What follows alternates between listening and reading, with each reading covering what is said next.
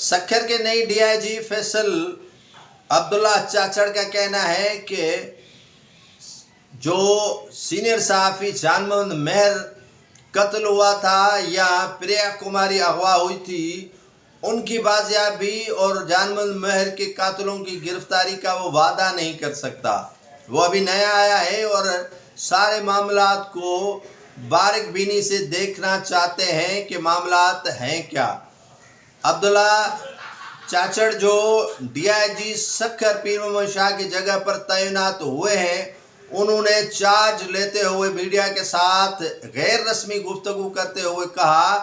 कि प्रिया कुमारी के मामलात पर मैं सक्खर, घोटकी और खैरपुर के एसएसपीज़ के साथ मीटिंग कर रहा हूं और जो हकायक होंगे वो मीडिया को मैं बताऊंगा। जान मोहम्मद मेहर के कातिलों की गिरफ्तारी पर भी मैं इन्हीं अजला के एसएसपी के साथ मीटिंग करके हकायक मालूम करूंगा और मैं आपसे वादा नहीं करता, और वादा ही वो क्या जो वफा हो। और पुलिस का ये पहला डीआईजी है जो मनोन तस्लीम करता है कि मैं इस मामलात में कोई उजलत भी नहीं करूंगा और आपके साथ वादा भी नहीं करूंगा। हो सकता है कि मैं इसमें कामयाब हो जाऊं, हो सकता है मैं इसमें नाकाम हो जाऊं।